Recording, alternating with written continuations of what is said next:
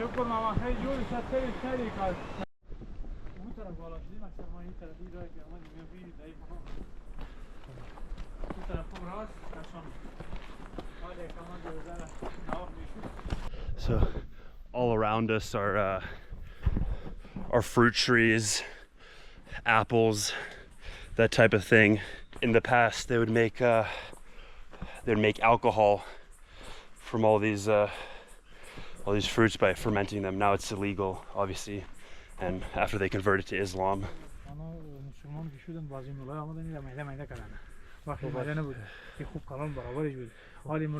Prior to the conversion of the Nuristanis, they would mash like grapes, fruits, other carbs they could turn into alcohol.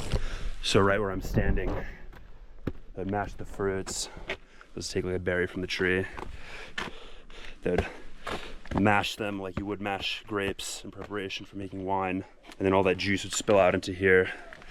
But after the Nuristanis got converted to Islam around 150 years ago, this is all destroyed.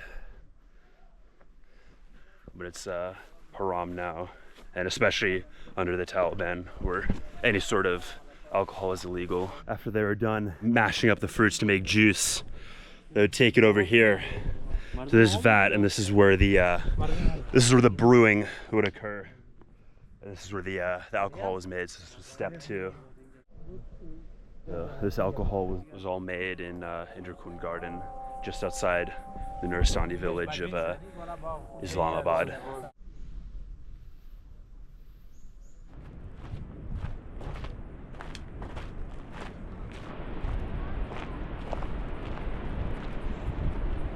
I can't film it right now for a variety of reasons. One interesting thing I found is that the women of Nuristan, they don't cover their faces, but whenever a man passes, they instantly pull their hijab over their face and completely conceal their face. Even if they're walking, they just walk blind when I walk past them, and it's crazy to see.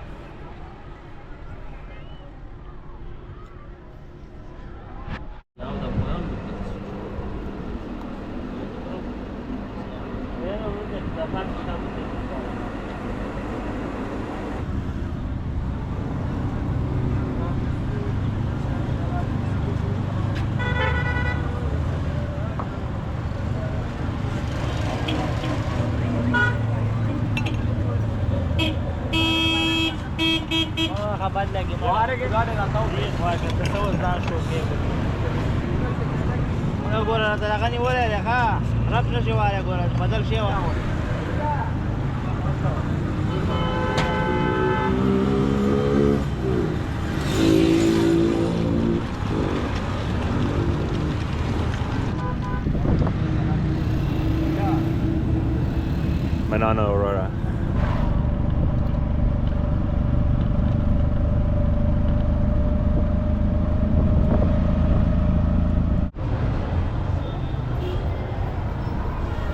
Right now I'm in the city center of Jalalabad, assessing the state of play.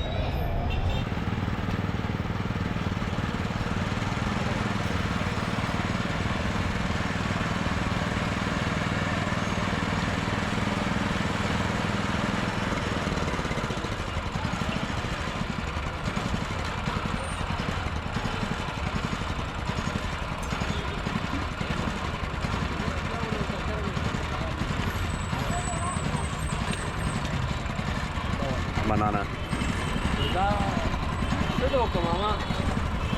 This is sugarcane juice. You get this at a number of places. Now I'm in a tuk-tuk, still in Jalalabad, still assessing the state of play.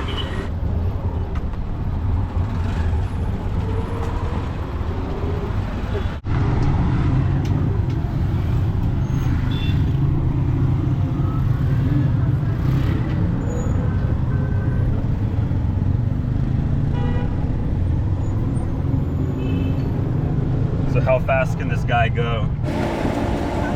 When women arrive, don't be bring them in the camera, okay? Oh, okay. Because that's Afghanistan, Yeah, it's and people haram. so angry. Haram, yeah. Actually, they Okay. will shoot your All right, reaction, no? when there's a woman, I'll cover.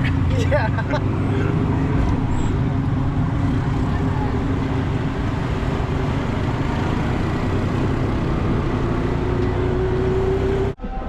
Unfortunately, we did have some car issues in Nuristan, so as soon as we got back to Jalalabad, I've been personally pulling overtime, fixing this car, hours on end, using my my expertise.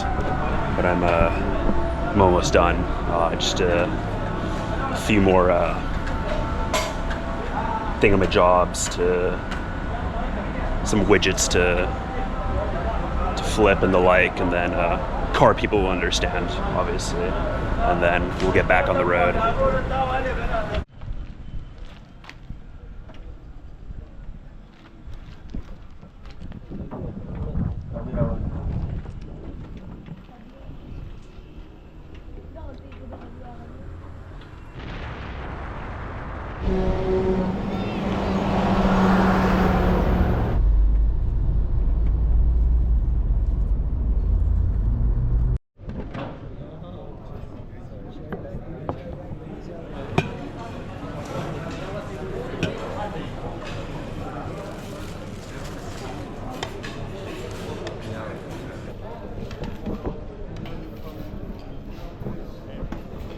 Right now I'm in the Mikrorayon, which is an area of Kabul, or a neighborhood of Kabul that was built with Soviet assistance.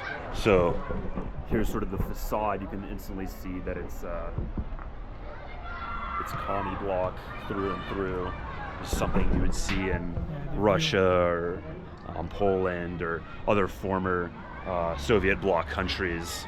The reason I'm filming from up here is because it's a much more liberal area, yet a lot of the women here do not have their faces covered. A lot of the men are wearing more Western style clothing. If you can see in the park, typically in Afghanistan, women are not allowed to enter parks. However, this place is an exception. As I said, it's a much more liberal area. So long story short, I'm filming up here because I don't want any of the women or even any of the men to have any sort of issues with the religious police. And it's a beautiful Friday evening, so all the people are in the park, they're out in the streets, they're playing cricket, they're having a good time. And this is the Soviet-built Mikrorayon.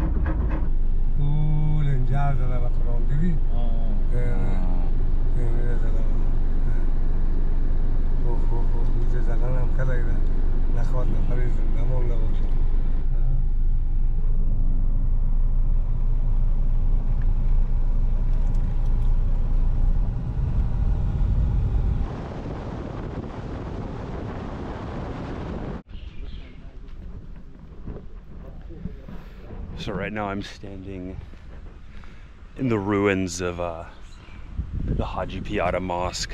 This is the oldest mosque, the oldest Islamic site discovered in Afghanistan. And it's the first evidence of Islam in Afghanistan. Right now it's just a ruin.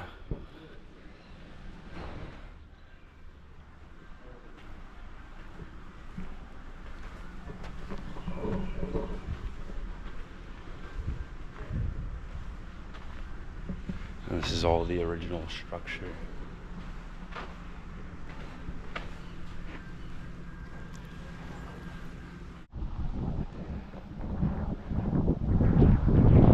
So on the other side of the mosque, we have the Haji Piata Shrine. And this is in commemoration of, well, to start, Haji Piata means someone who walks, goes on Hajj by foot. And so the story is this man, he went on Hajj but couldn't make it all the way. He couldn't make it in time. So he had to stop, but then he heard like a calling from God that God accepted his Hajj and allowed him to return even though he didn't make it all the way to Mecca.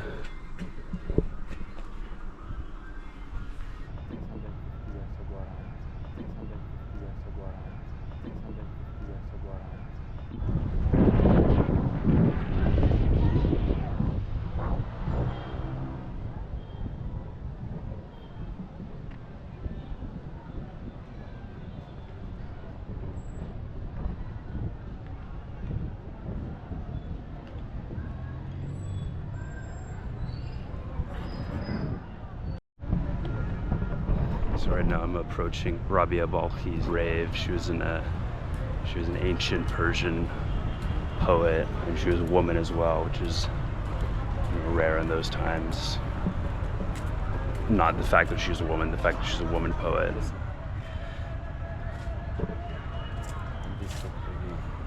Do people pray here?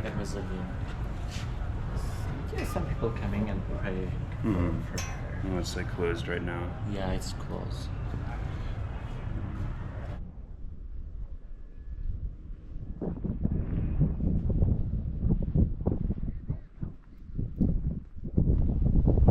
So right now I'm standing on top of the walls of Bala Hissar outside of Balkh. So this was this fortress, or what remains of it, is about 2,500 years old.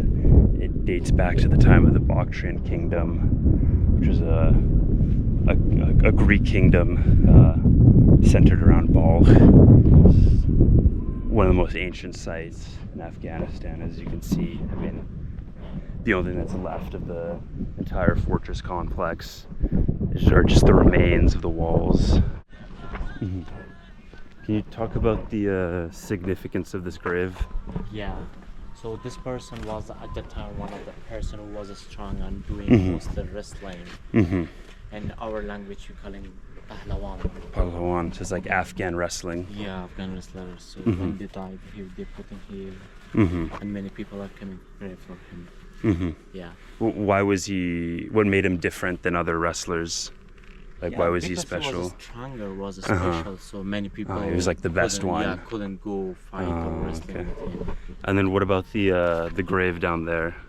Yeah, that grave down is like kind of local. For example, this site we had many graveyards, but because of several times it's destroyed completely. You can see there is also a graveyard.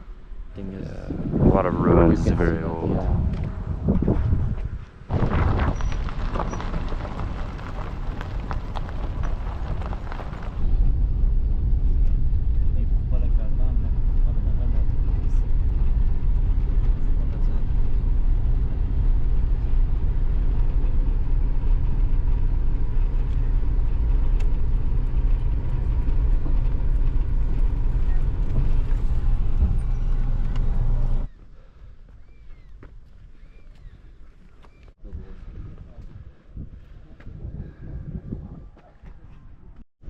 Over there in the distance you can see Bal City Center.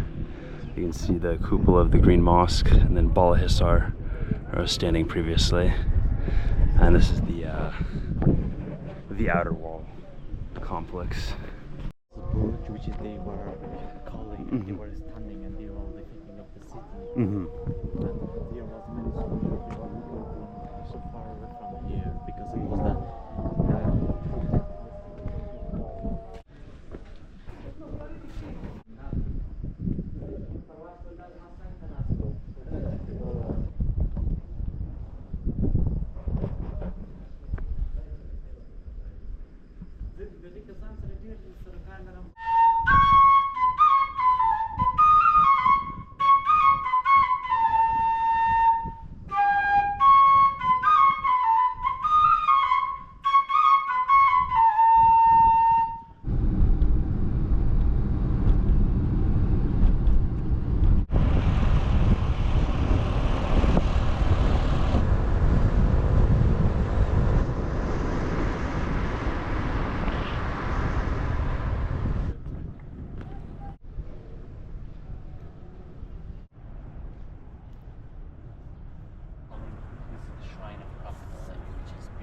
when Prophet Ali died, he died here. So right now I'm outside the shrine of Hazrat Ali. So this is where a lot of Afghan Shias believe Ali was buried. Most people believe he was buried in Najaf, Iraq, and there's much more evidence of that. However, it's sort of a belief that's caught on here. And so through those doors is where people go and honor Ali's grave.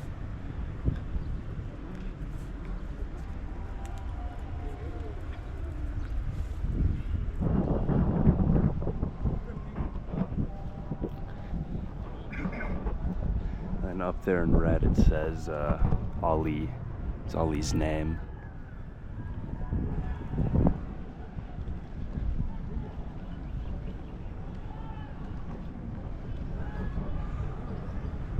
It doesn't feel as grand as the Great Mosque of Herat, but the tile work here is incredible. It's probably the most beautiful mosque I've seen in Afghanistan.